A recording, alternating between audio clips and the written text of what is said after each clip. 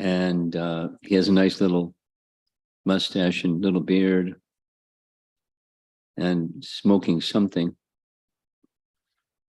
And he also has a spirit soul within. But covered by the gross and subtle material coverings. This is called delusion.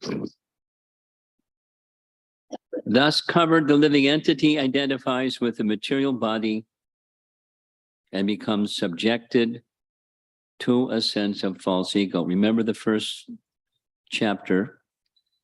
Same elements are now reappearing, only they're illustrated rather than just concepts. From the misconception of oneself as the body, nationalism and all other body-related attachments and conceptions arise. So there's a nice family scene. This expands life's illusion. And it's not just one family, there's other families. And so the illusion is expanded. Again, the moon is far away from the clouds and is fixed in its orbit, but illusion presents a scene in which the moon appears to be moving. In fact, the living being has nothing to do with the body, as the moon has nothing to do with the moving clouds.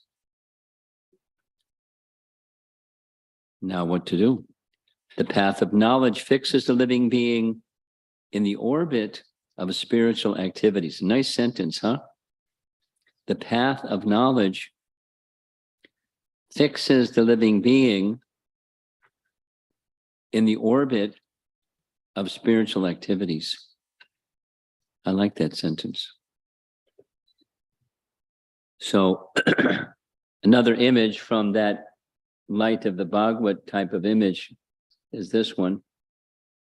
From the book comes the tree of life. Anyway, nice image. What happened?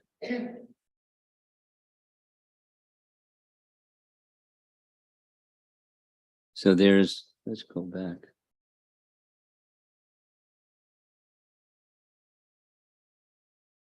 Yeah, at the very top, Srimana Shiksha.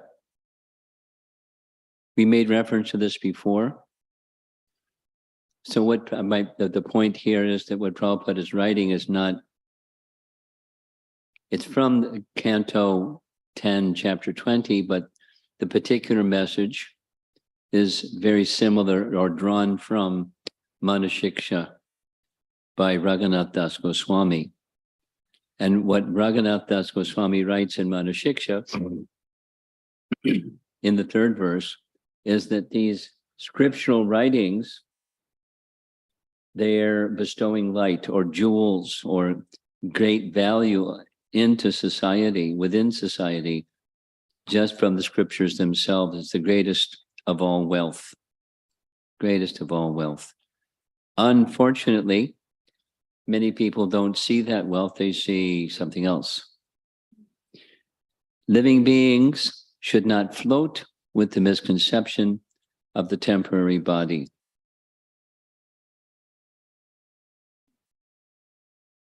Rather, the spiritual living force is always active by nature. That little skinny guy, that means the soul.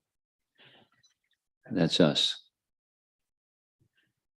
However, by illusion, his activities are wrongly directed in relation with the body.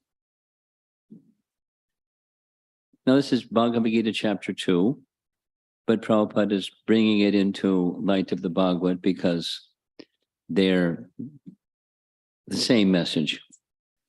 So here's a friend, just like the other fellow. He also has a nice beard, but he also has a spirit soul within, but he has forgotten that spirit soul within. And so he's identifying in terms of the separatism message we heard in the first chapter.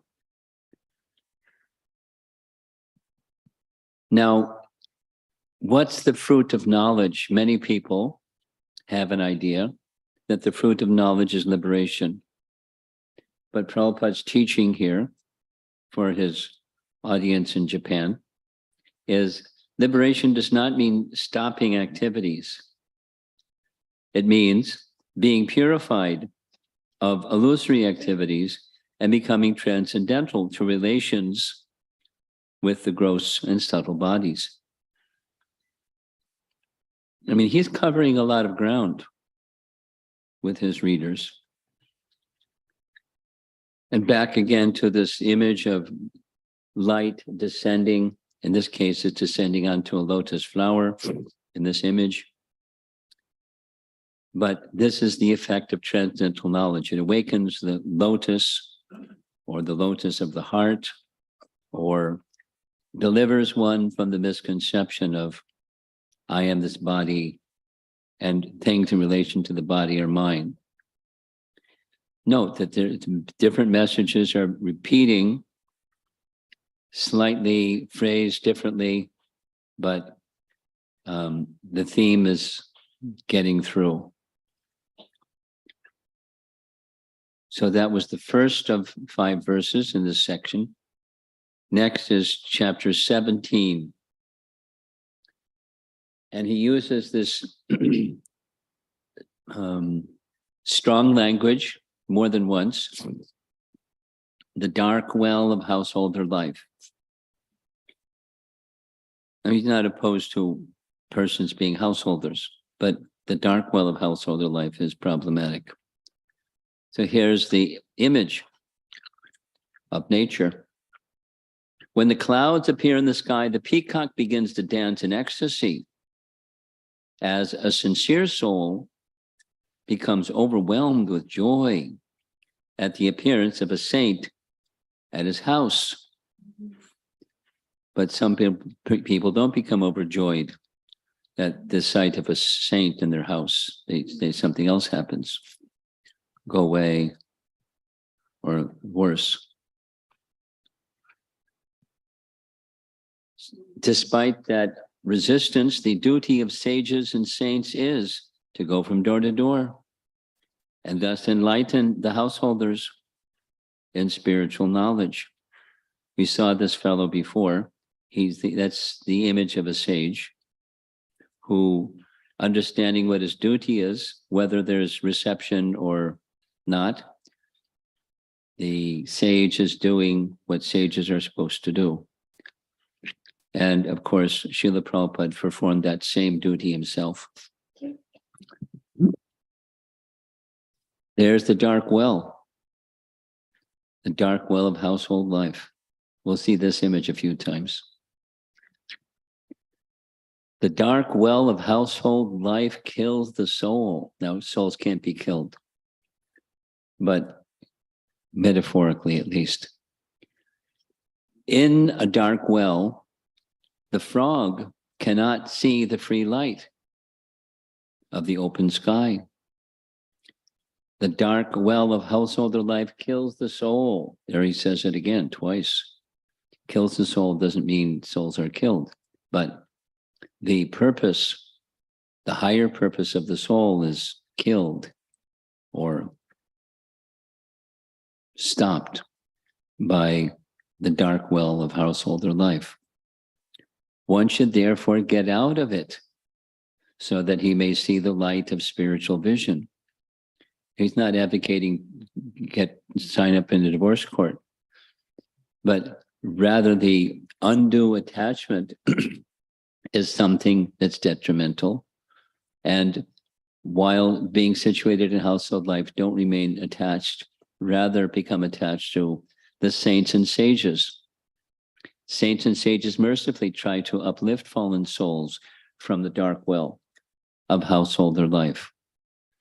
Now, in the absence of saints and sages and persons making that program of going here and there and uplifting householders, the recommendation, no surprise, is Prabhupada is speaking about the Sankirtan movement. And those who are engaged in Sankirtan, they go door to door and enlighten the householders. That's one way, just the chanting of the holy names, which everyone can appreciate, whatever the age or background, etc. I was just a while ago listening to Prabhupada describe in Czechoslovakia. You've heard of Czechoslovakia? Anyone know where that place is? Eastern Europe. At that time, it was had become fully a communist country.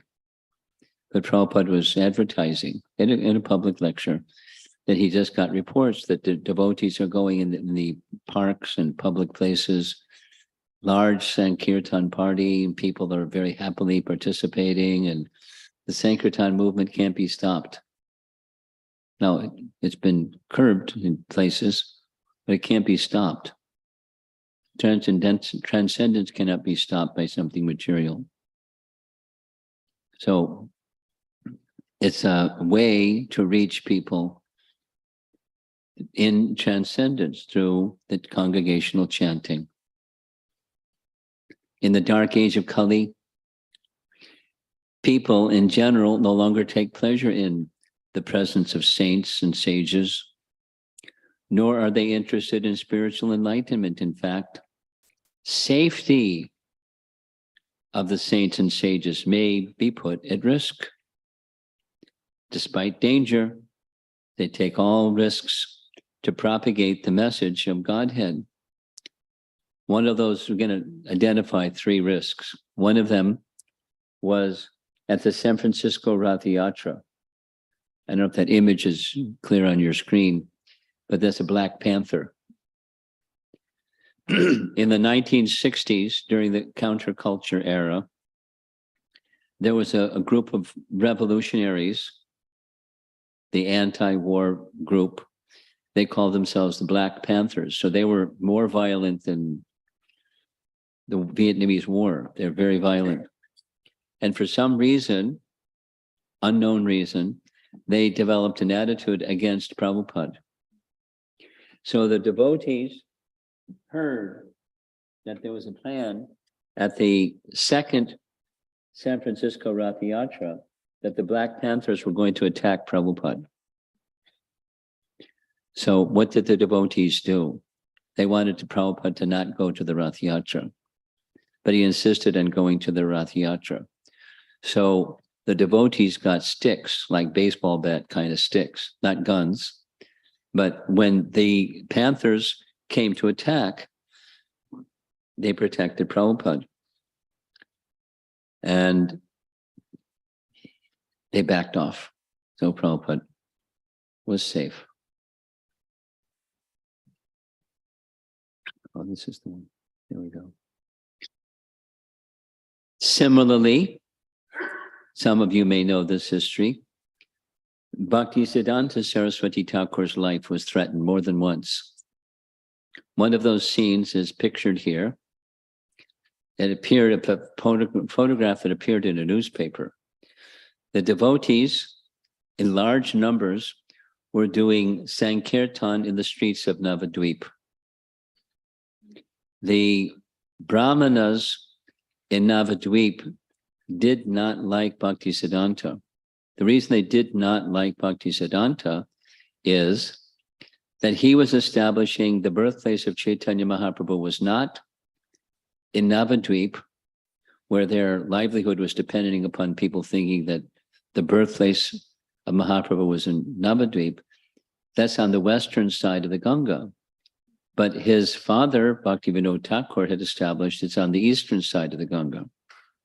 So he was threatening their livelihood, building a nice temple in honor of the birthplace of Mahaprabhu. So when he, along with many devotees, were engaged in Sankirtan in Navadvip, there was a plan to kill him. And the plan to kill him was foiled because they went to the police to bribe the police, to tell the police to look the other way when they attacked him. But the police refused the bribe, and instead they went and informed Bhaktisiddhanta, there's a plan to take your life. Be careful. So what happened, there's a little history of this. One householder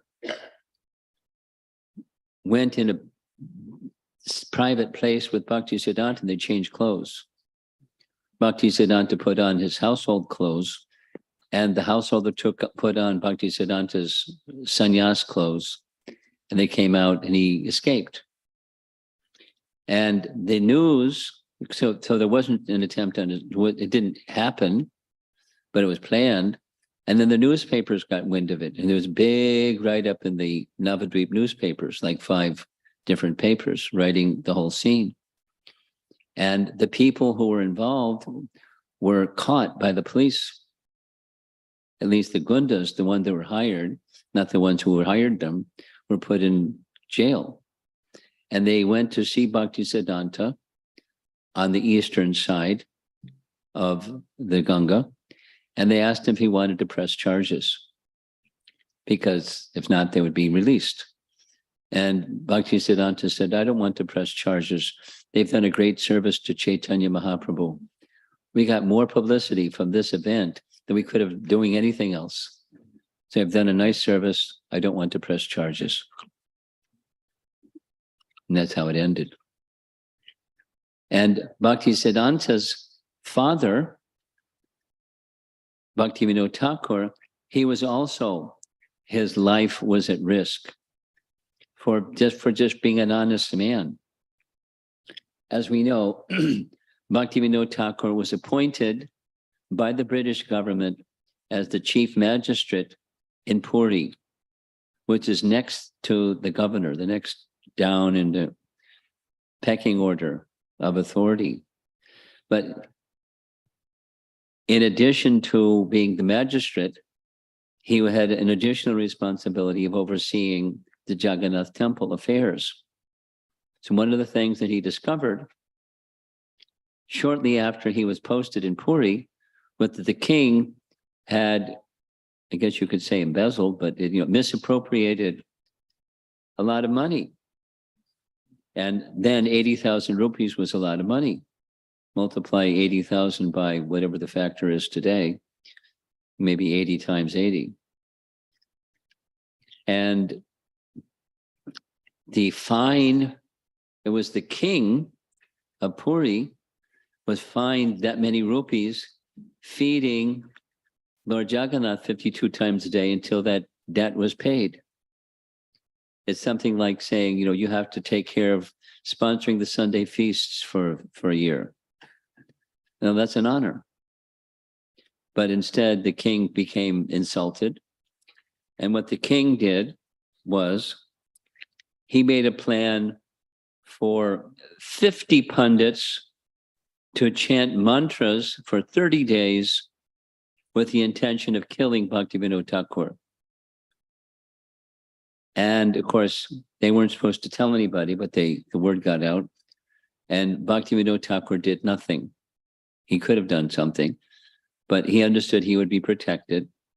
So what happened was, on the final day, the 30th day, the last yajna mantras were chanted, and the king's son died suddenly. And the king understood, because this is what happens when those black magic things are done. If it's thwarted, then it goes back to the person who initialized it, went back to the king, and his son died instead of Bhaktivinoda Thakur. The king realized it, his big offense to Bhaktivinoda Thakur, and he went and apologized. And Bhaktivinoda said, there's no need to apologize. Although it was an attempted murder plot, but by different means than the other two that we mentioned. But it's just to illustrate Prabhupada's point. The sages and saintly people, they go into the public and promote the message of transcendence, knowing they're at risk. And there's different ways one can be at risk.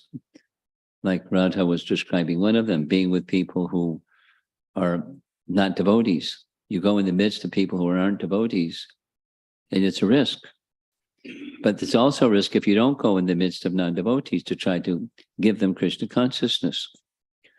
So Prabhupada is appealing that our householders should become enlightened householders. An enlightened householder takes pleasure in the appearance of such saints and sages at his house. Here's a nice painting, not painting, a photograph of Srila Prabhupada at the Henry Street Temple. Prabhupada is watching a drama. You see a nice smile on his face, sitting in his rocking chair. And the person just at his right knee, that's Gaur Hari Prabhu, and one next to Gaur Hari Prabhu is yours truly. And Prabhupada is having fun giving association to the devotees at the New York Temple.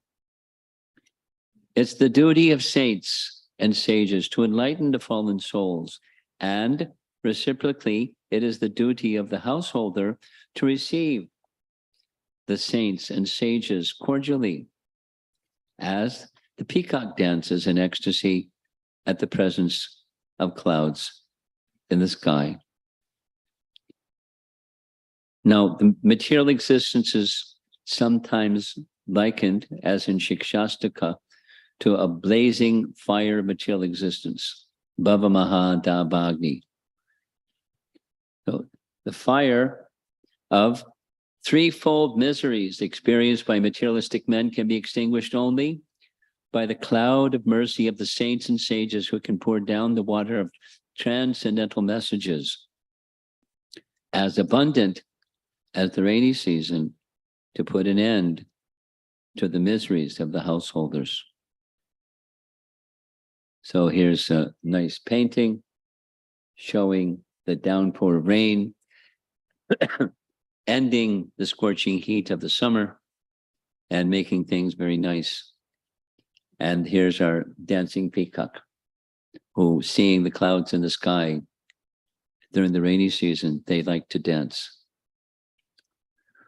When the clouds appear in the sky, the peacock begins to dance in ecstasy, just as a sincere soul becomes overwhelmed with joy on the appearance of a saint at his house.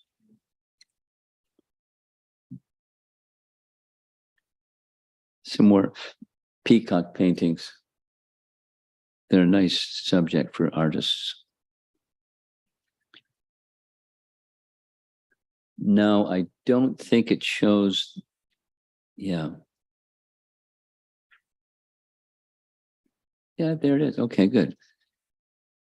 Those of you that have been to Vrindavan, you may recognize Keshigat.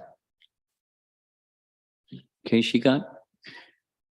Keshigat? Have you seen Keshigat? Dr. Dial, no? No? No, there it is, Keshigat, where the Keshi demon was killed by Krishna, right by the side of the river Jamuna. It's a very, very beautiful place, Keshigat. Now, the water is pretty high right now, and sometimes the steps are more exposed, but there's not so many people, pilgrims, so it's a quiet time. There's a very nice verse. The reason for showing this slide is there's a very nice verse that is written by Rupa Goswami in Bhakti Rasamrita Sindhu about Keshigat. And it's describing the benefit of hearing about Krishna from sages and sadhus. But the way that it's written is, it's in the negative. Many of you know the verse. Here's the verse. This is one gopi speaking to another gopi. My dear friend, if you desire to enjoy with your friends and relatives, then do not look upon the form of the Lord called Govinda wandering near Keshi Tirtha on the bank of the Jamuna River with a slight smile on his lips, posed with three bends in his body, eyes glancing everywhere in a crooked fashion, flute placed on his red lower lip, like a tender bud and shining gloriously with a peacock feather. So say it again. If you at all desire material happiness, then don't go to Keshigat. Because in Keshigat, you're going to see Govinda. And seeing Govinda, you'll just forget everything about your material happiness. So if you attach to your material happiness, don't go there. Meaning, if you want to get rid of your attachments, go there.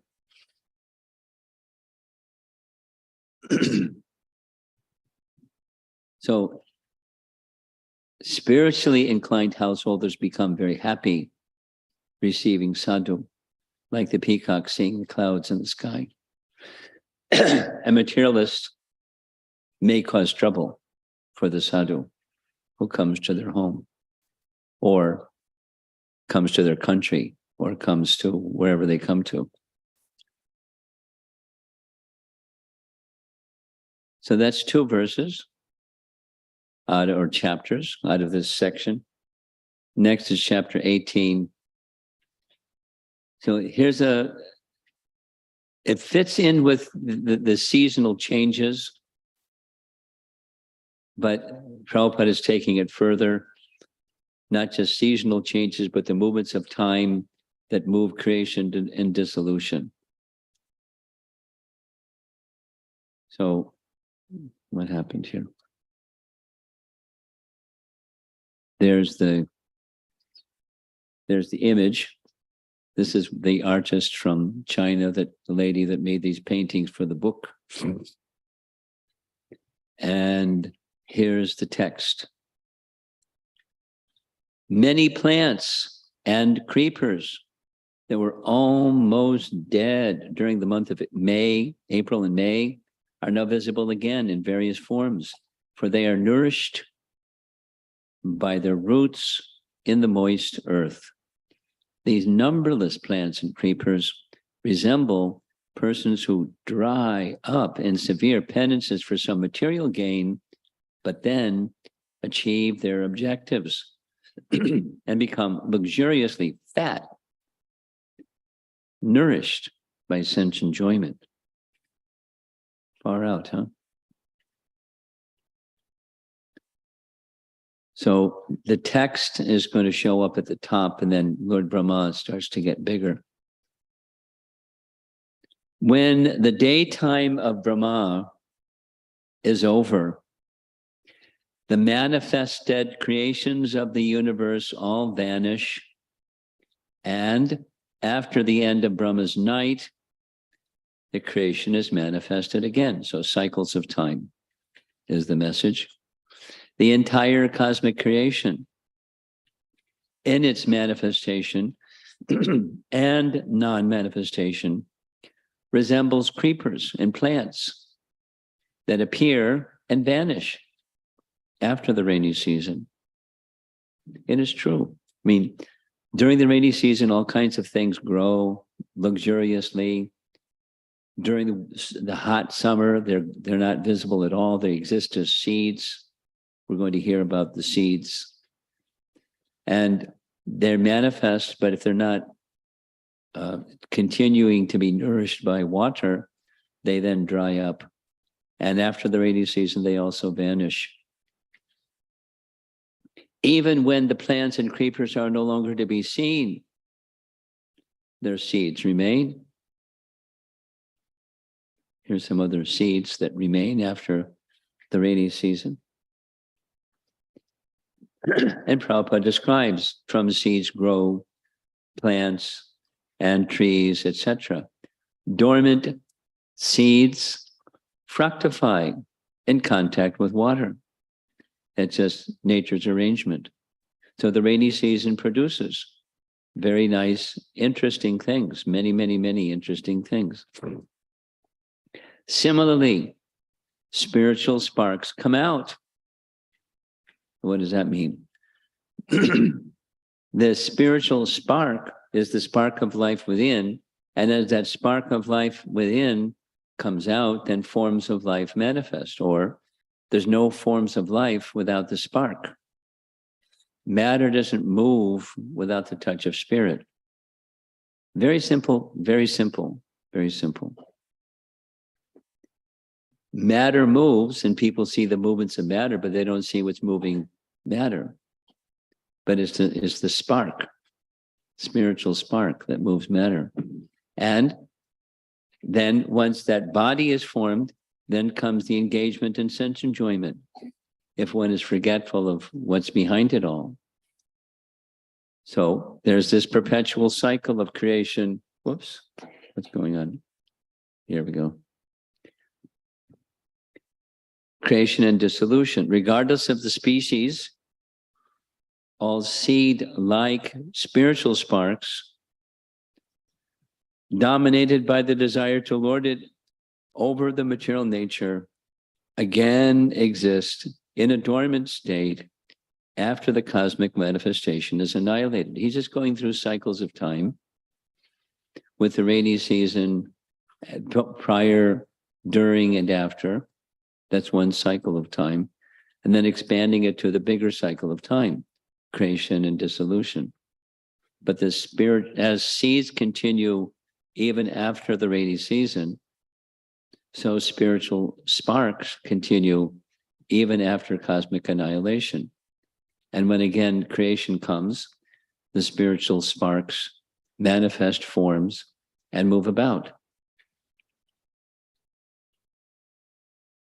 An ascetic, or as ascetics dry up in severe penances for some material gain, so also do the seeds of plants and creepers dry up, awaiting the rainy season. When these same ascetics achieve their objectives and become nourished by sense enjoyment, they can be compared to the verdant vegetation which flourishes during the rainy season. Now, you can't tell just by looking at this fellow. You can tell he's an ascetic, but is he an ascetic for spiritual and material purposes? So rather than deciding what this fellow is up to, Prabhupada is just making a point.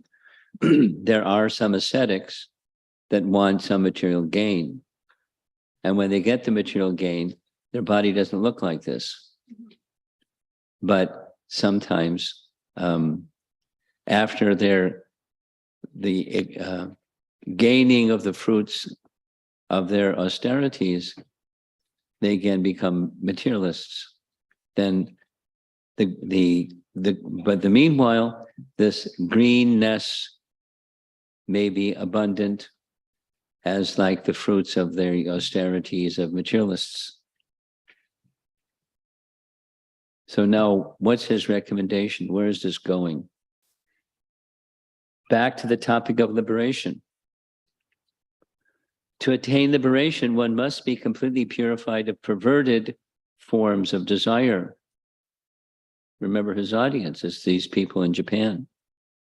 They don't know they may know something about Buddhism or Taoism, but they probably don't know too much about the personality of Godhead. So he's educating them. A living being cannot snuff out desires. To practice artificially erasing the action of desire is more dangerous than the activity, the act of desires themselves. Lesson, right? Through the medium of Canto 10, Chapter 20. So, in Japan, there's different forms of Buddhism. One of the prevalent forms of Buddhism in Japan is Zazen Buddhism. But there's other branches and other divisions and subdivisions and so forth. But those that adhere to this, their objective is nirvana or voidism. So Prabhupada is interjecting, no, not voidism, but purifying desire. All desire should be reformed and directed towards spiritual activities. There's the downside if one doesn't go in that direction, that there's samsara waiting for those people.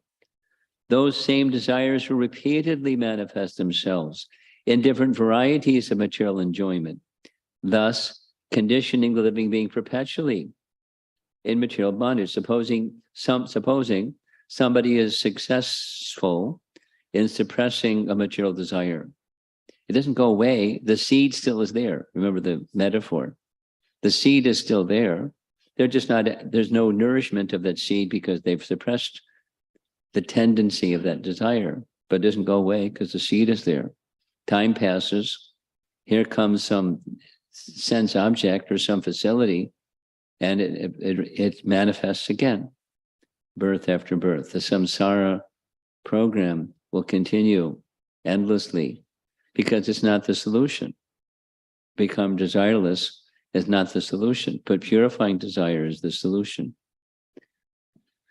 So he's slipping that in chapter 18, right in the middle of all this nice discussion about the rainbow without string, or the appearance of the Lord, or his pure devotees that are not attached to the modes of nature, and the benefit, the upliftment that can come from that. Chapter 19, rising to the reality with a capital R. Very strong. Now, he's going to spend some time with the attached householder concept again. The attached crane or the attached householder. A crane stands on the edge of a pond that is always disturbed by flowing water, mud, and stones. The crane is like a householder who is disturbed in the shelter of his home, but who, because of too much attachment, does not want to change his position.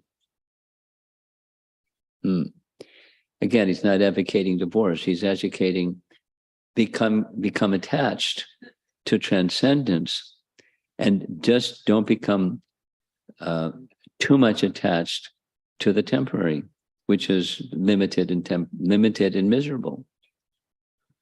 There's the dark well of household life again. The forgetful householder life, the forgetful householder life of the conditioned soul is a soul-killing dark well. Strong language again. This is the opinion of Sri Prahlad Maharaj, the celebrated devotee of the Lord. Too much attachment for hearth and home is never recommended by a self-realized soul. Therefore, the span of human life should be methodically divided. So now comes the varnashram system. And in the ashram category, brahmachari, grahastha, vanaprastha, sannyas. He doesn't go into it at length, but he touches on the topic. And unfortunately, for want of sufficient culture, what happened here? What happened?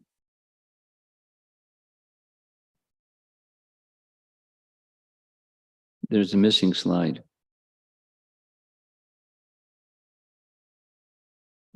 What happened? Oh, it's going backwards. That's what's going on.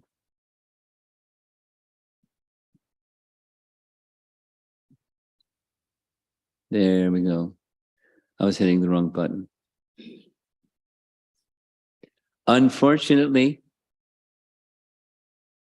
for want of sufficient culture of the human spirit, remember the title of this conference, no one wants to give up the householder life, even though it is full of pinpricks and mud.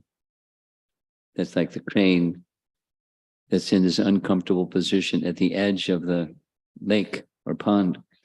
Attached householders are compared to cranes that stand on the bank of a river for some sense enjoyment, despite all the inconveniences there. What does he want us to do instead? We should always remember that the society, friendship, and love are only shadowy representations of the real society, friendship, and love reciprocated in the kingdom of God.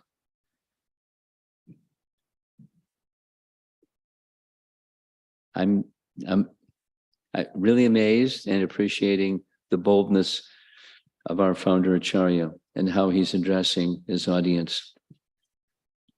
Now, he speaks not only of Radha Krishna, loving relation, but the cowherd boys and the cows and the simple life in the villages of Vrindavan. The idea of society, friendship, and love is not at all false, but the place where we search for it is false. Remember the example of water in mirage. Water isn't false. But looking for the wrong place, that's the mistake.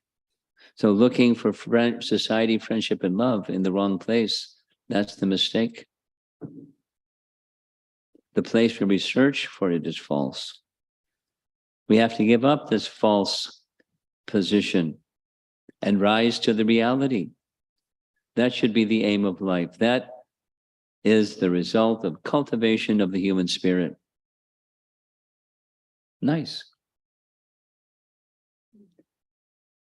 He keeps circling back to the theme of the conference and advising people, don't be like this. Crane-like politicians especially are too much attached to the false prestige of position and rank. And so they always seek re-election, even at the fag end of life. These are some of the symptoms of uncultured life. Now, this is a political cartoon. I don't know who the fellow is, big pot belly, but the White House is in the background. And so somebody's seeking re-election, even should be doing something else. And he's advising, don't be like that. Don't be crane-like persons. Be transcendental persons instead. Here's a little summary. A crane stands on the edge of a pond that is always disturbed by flowing water, mud, and stones. The crane is like a householder disturbed in the shelter of his home, but who, because of too much attachment, does not want to change his position. Enter into vanaprastha, not just because of discomfort, but because it's the proper evolution of ashram. That's the Vedic system. Last chapter in this section. What happened? There we go. True purport of the Vedas distorted by Kali. Again, it's the rainy season. Fierce torrents of rain break over the strands. What's a strand? When there's an agricultural field and there's kind of like a little mound separating this field from that field, that's a strand. Fierce torrents of rain break over the strands and partition walls of the paddy field. These disturbances resemble those created by the seasonal opponents of the standard principles of the Vedas, who are influenced by the age of Kali. I'm going to remind you of our exercise that comes at the end, because this is the last chapter of this section. I'm going to ask you about application, personal, or explaining the science of bhakti to others, things that you're hearing that may be helpful in either department. So he's warning about the influence of the age of Kali. The Vedas were written by Vyas. The Vedas are eternal, and there's a purpose to the Vedas. The original path of self-realization was established by the direction of the Vedas, Vyasadeva divided the Vedas, summarized them in Vedanta Sutras. The real purpose of all these is to realize one's spiritual being, eternally related to Krishna.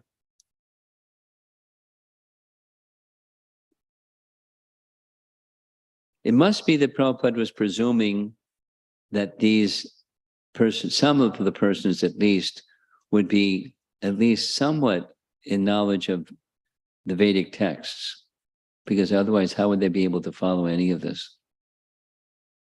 They must be a little educated. Unfortunately, the Vedic texts themselves are distorted by people who aren't properly trained, something that's been mentioned more than once already. Why? Well, one way to look at why is the influence of the age of Kali. That which is straight looks crooked, that which is crooked looks straight. Disturbance, distortion from the age of Kali.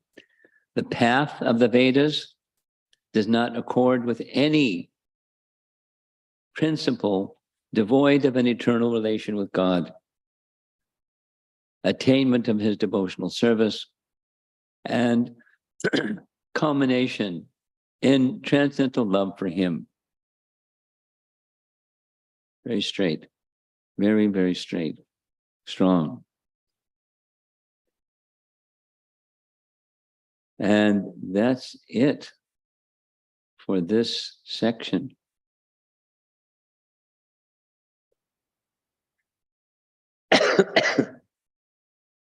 I'm going to have to take a break to drink some water because I'm losing my voice. So those of you that want to volunteer something can prepare yourselves. Something that you've understood that you think will be helpful for your bhakti practice, or something you feel will help you extend some nice support to others who are looking towards the bhakti path and may need some help.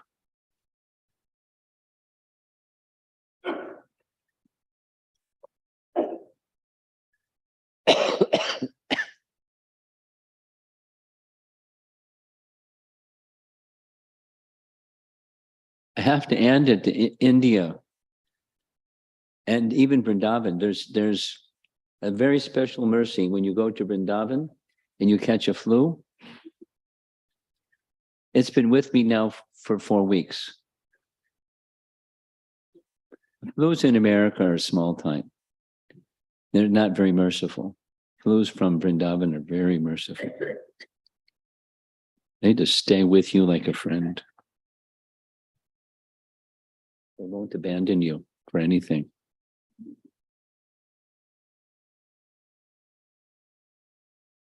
Can we see the light?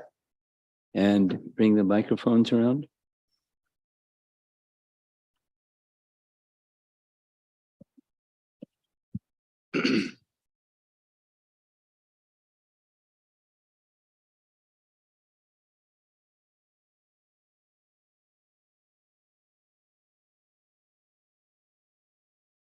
Anybody want to share some appreciation or application?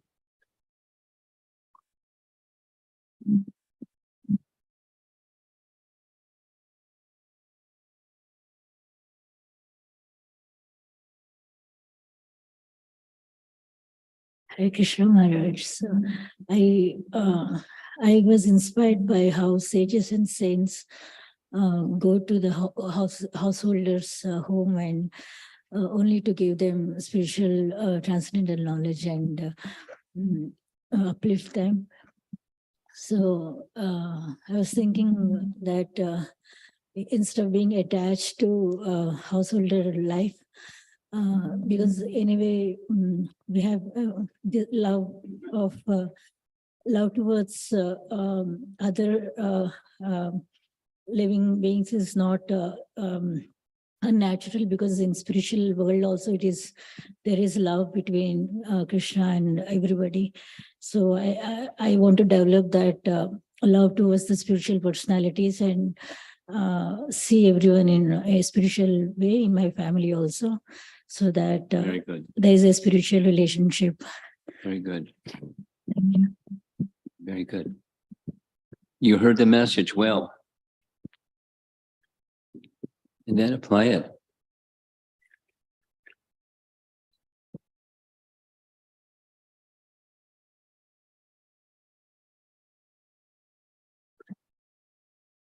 Krishna Maharaj. I like some of the metaphors, like frog in the dark well. Mm, It cannot see the light, even it's because being in the dark well like that. So attached householders, even though persons are ready to give them enlightenment, they're not able to see the message like that. mm. And then other one also, crane one also is very wonderful. Is very graphic. Like a crane is looking for some enjoyment, trying to catch fish. Very patiently appears, even though so many disturbances are there in different kinds. Similarly, householder also, even though for a little bit of enjoyment, they're still attached to that conception that, like I know some of them, some people think that ultimate goal of life is taking care of the family. So like that, being attached and not seeing the suffering that comes with it also. Those are two messages I liked from this section, Maharaj. Prabhupada has not yet specifically, and by language, emphasized Vanaprastha stage of life. I recently heard a YouTube recording of someone that was really hammering on this one. And any one of us seated in this room probably have thought about this. We don't see that fourth or the third ashram so much. Rare. It's there, but rare. And like you say, it's not just that to maintain the family, but then when there's grandchildren, when children are married, then what? Then there's grandchildren and looking after the grandchildren. And it just doesn't end. Or for some people, it doesn't end. But the Vedic system, I remember Jayadvaita Maharaj visiting in Alachua, hammered on this topic for a week. And it's a good place to hammer on this topic because there's many householders who have spent their life in devotional service and moved to Alachua, and they're continuing in their household life without moving on to Vanaprastha life. And Jayadvaita Maharaj likes to punch, speak strongly on certain topics. So without hammering it, it's important to consider how, for those of you that are householders, how to move gracefully into that third ashram and qualify yourselves to not be in the dark well and overly attached. You do your duty when it's household time, and you do your duty at the Vanaprastha when it's Vanaprastha time. And that's part of the preparation for going back to Godhead, not just maintaining family. And all the responsibilities of family life, they're important. And the other is also important. Amen. Paramarupa, you have something?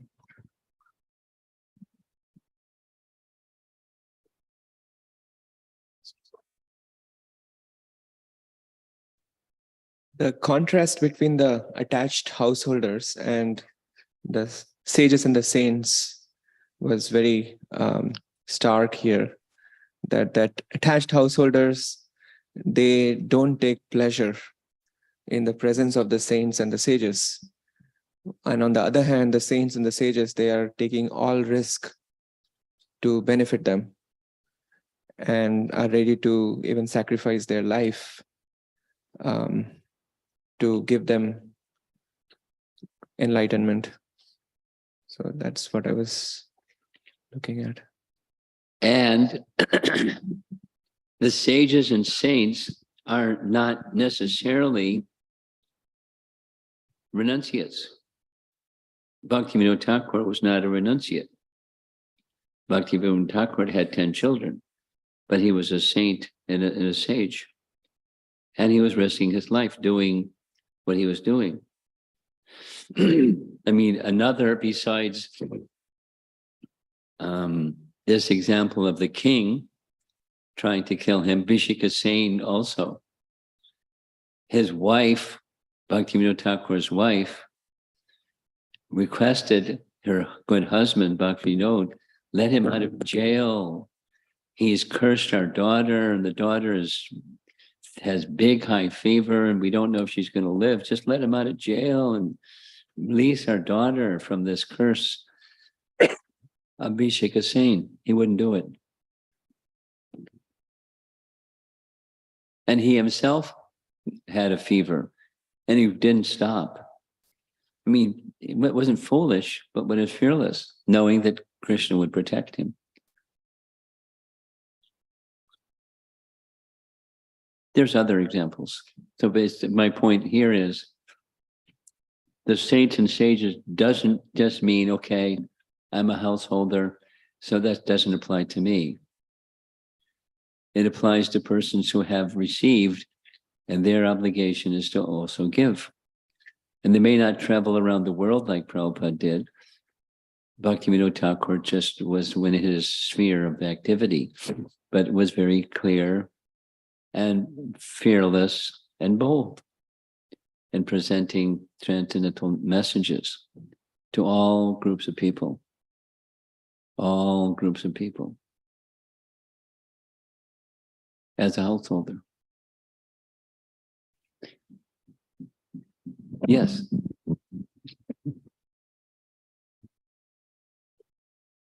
Hare Krishna Maharaj. I have a comment and a question. The comment is seeing these slides and how Srila Prabhupada, it reminds me of Chaitanya Charan Prabhu's one class. He says fidelity to the principle and flexibility in its application, meaning don't compromise on what the principle is, and depending on the audience, present it to them how they can relate. And I see this over here, how these Chinese art, and you mentioned this was for the Chinese audience. So something they can relate, and when they relate, then it becomes easier to identify and that message is easier to accept. And same way when Prabhupada is presenting this Vedic wisdom to the Japanese people, he hasn't compromised or diluted the message, but presented it in a manner where they would be able to. Yeah. So from this, what I learn is that when we are sharing Krishna conscious with an audience, whether it's with peers, professionals, or whether it is even with children, speak to them in a language that they'd be able to understand. So that was very nice and significant.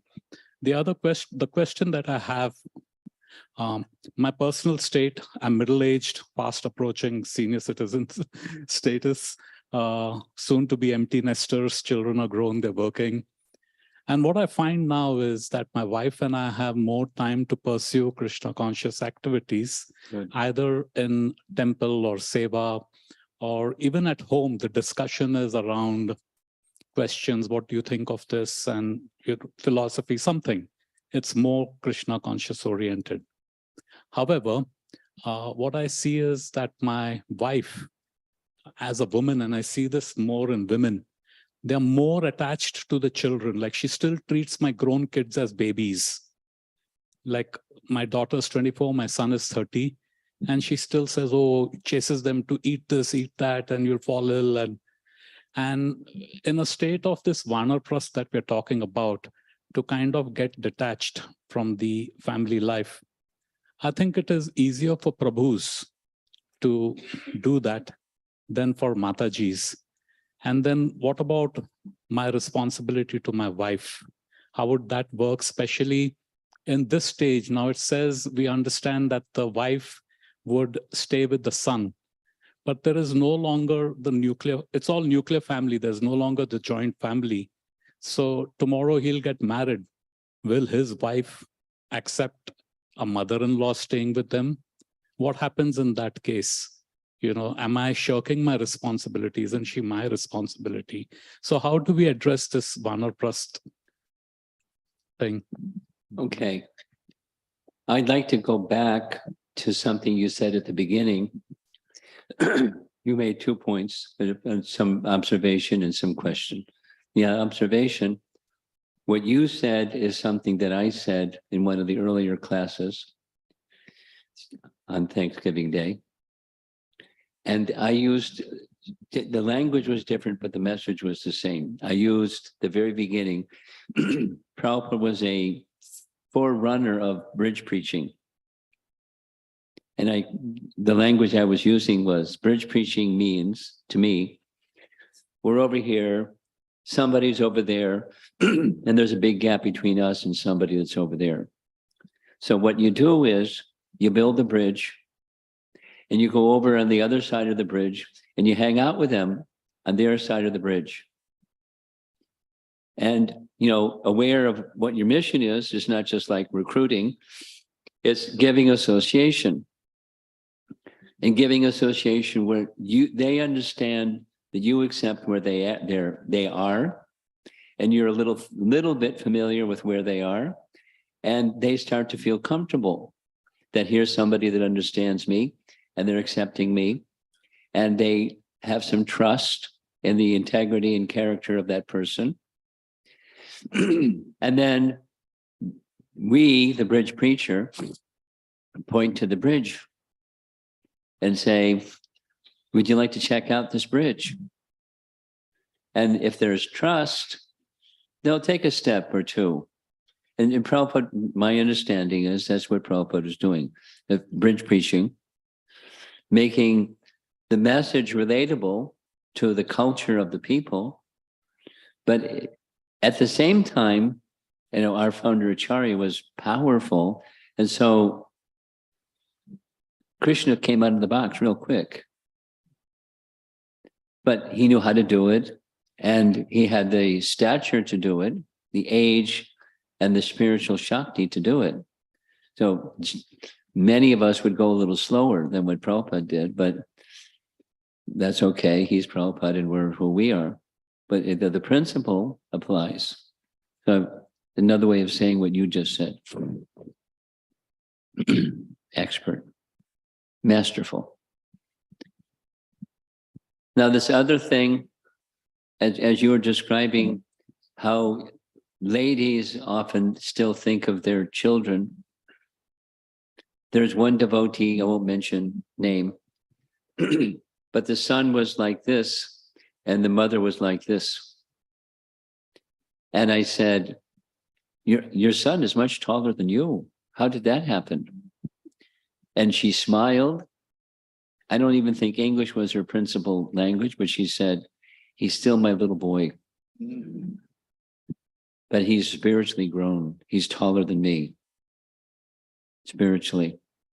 And that was like, it's like, wow, this is a cool mother.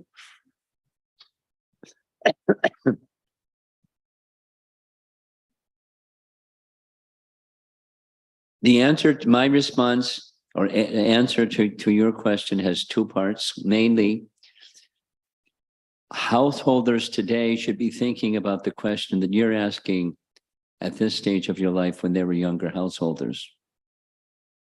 Meaning, the more there are elements of tradition within household life, the more those elements of tradition will carry forward later in life, where the son or daughter will be, and their spouse will be accepting of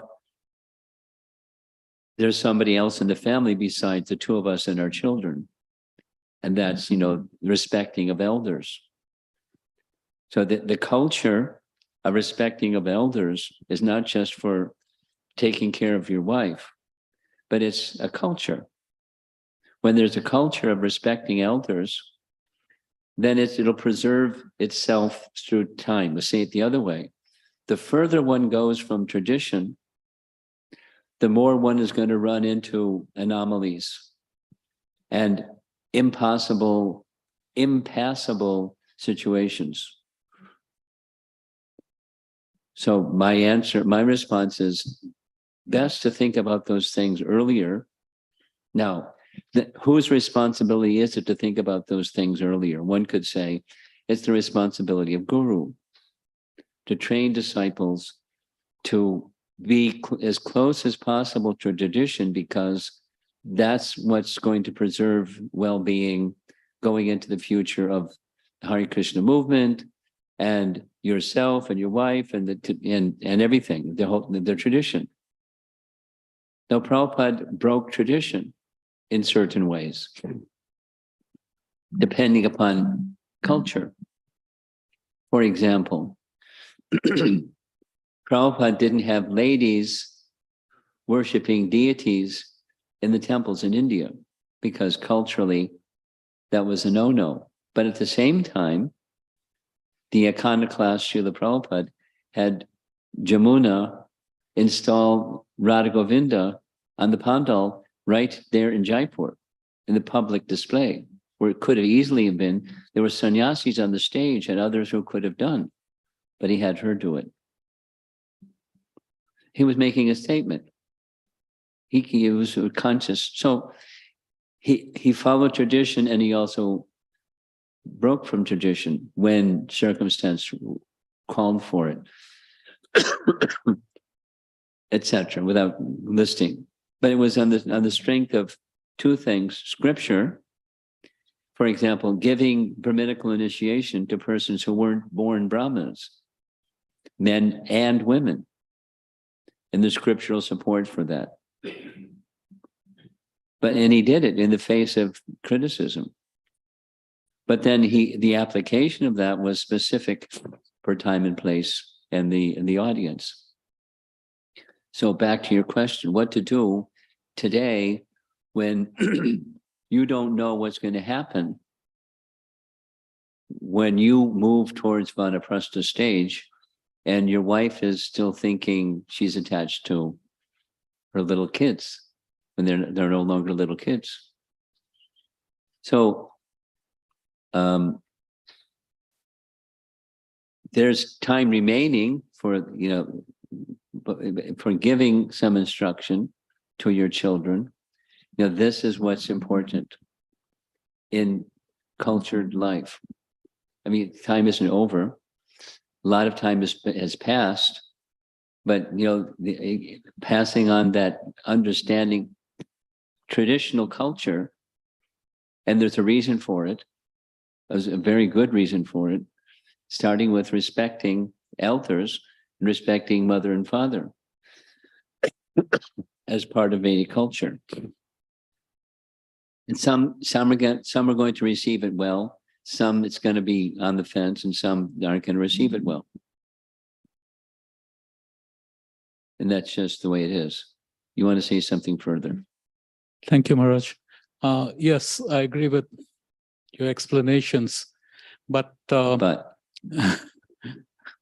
sorry, the kids they were raised in the Hare Krishna movement, but as they have gone through high school, middle school, like typical ISKCON kids, yes, they have the foundation, but they don't have the practice. And in some way they're drifting away, and occasionally they engage in Krishna conscious activities. I'm looking at this from a point of tradition, following the tradition. yes. Yes, there is respect and love for the parents.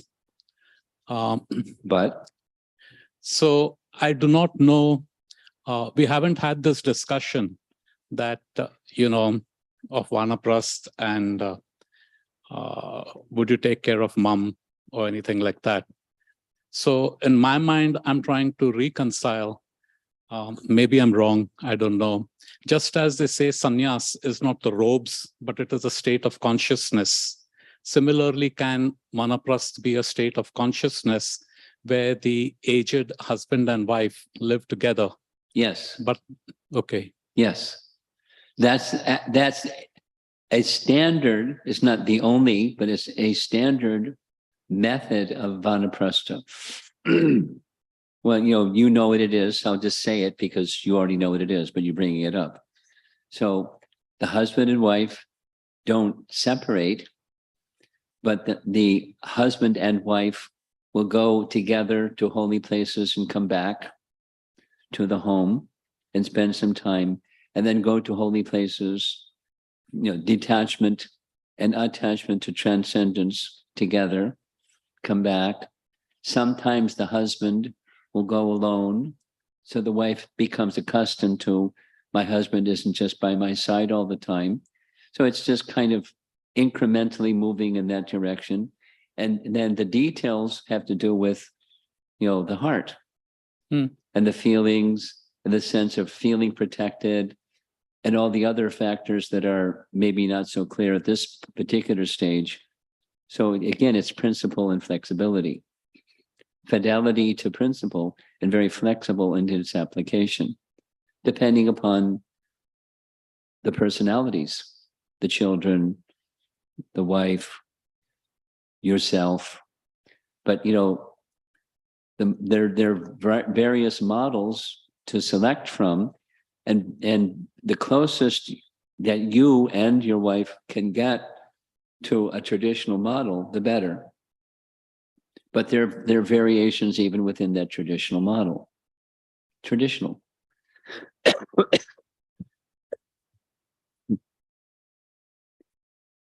Now, supposing there's no children.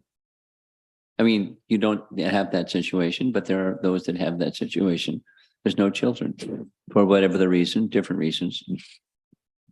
Then it's another set of things for one to consider.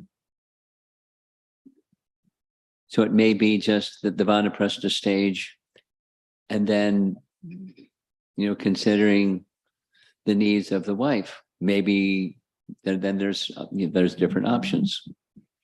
An ashram where there are other ladies who are in similar situation or very accommodating. So one has to look at the resources and the personalities and, our lives as we move towards, further and further position spiritually. If we're not looking forward further and further spiritually, then we're stagnating.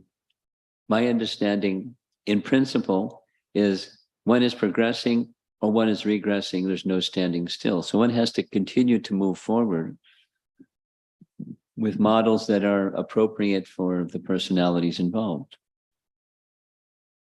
And as far as possible, the children should have been and should continue being trained to take responsibility, just as a matter of culture, to respect elders and respect mother and father in ways that are appropriate.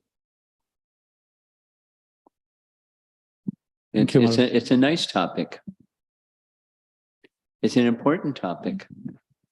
I wish it was discussed more. I feel it should be discussed more because it's an important topic. Because just staying perpetually in Grahastha ashram, it's obviously Prabhupada is not advocating that in this light of the Bhagavata. So I see we have like 3 minutes left. Anyone else would like to say something? There's something up front. Hare Krishna Maharaj, thank you for enlightening us. I have one basic question. In the first few slides, you show a slide of a Chinese person, and we're talking about the soul and the presence of the soul in the body. So in that slide, I see the picture. The soul was placed on the right side of the picture. Was there any specific reason for it, or because we understand soul is in the heart region of the body, So heart is almost close to the left, center and left. But in the picture depiction here, you showed the soul is on the right side. I can fix it. I don't think there was a purpose to have a misplaced soul. Probably just an oversight. It's something up front. Which slide? How far back? Second or third slide in the whole presentation this morning. No. Chinese man. Oh, I got to do this one. Okay.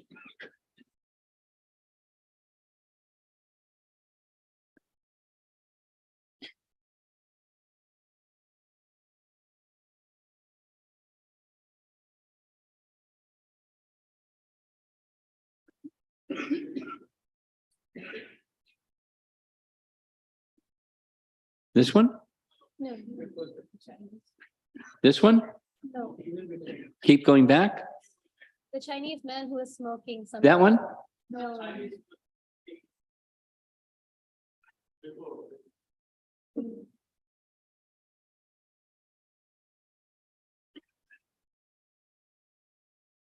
How far back do I go?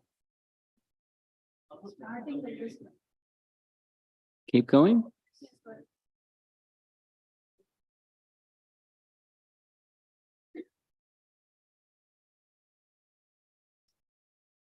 Yes, but no. One.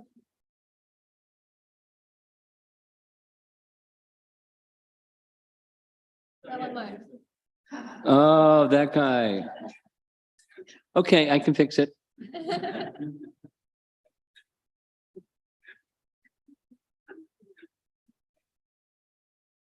I can fix it, no problem. Just move the soul. Okay, go ahead. Hare Krishna, Guru Maharaj. Guru Maharaj, we were talking about Bhaktivinoda Thakur a little earlier, just how he was fearless and he had his duties going on super perfectly. And just generally about Bhaktivinoda Thakur, he had so many duties and he did everything. So he was a magistrate, he had 10 kids, he wrote books, he was preaching, and we're not that capable. I mean, he was performing his occupational duties in a few hours, what people would take many hours, and we don't essentially have that much capacity. So I think in our life, we'd have to do away with something. Do away with some things. Yeah. And it's not like Can I change the language and say, recognizing our limitations, we cannot strive to be perfect in all the ways that which Bhaktivinoda Thakur was perfect. Not just do away with some things. Yeah. Okay, now. So would that mean you reduce the amount of time you'd want to spend with each? You have 24 hours. So it's time management, but 24/7. Just manage your time according to your capacity. Here's what happens for most people that are sincere. The responsibility increases and capacity increases both. That's what happens.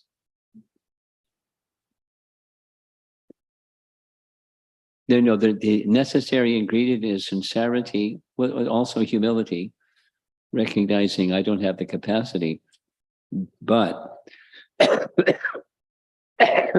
some opportunity, learning how to say polite no to some opportunities is also important, but sometimes some things that are like stretching a little bit, that's good.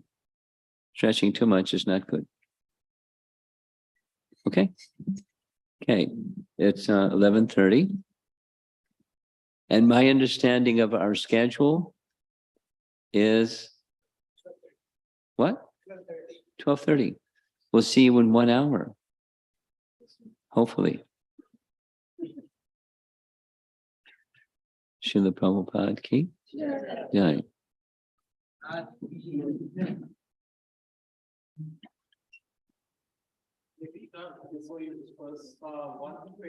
You're not on. One quick note, we will be a little bit change in our reflection session. Paramrup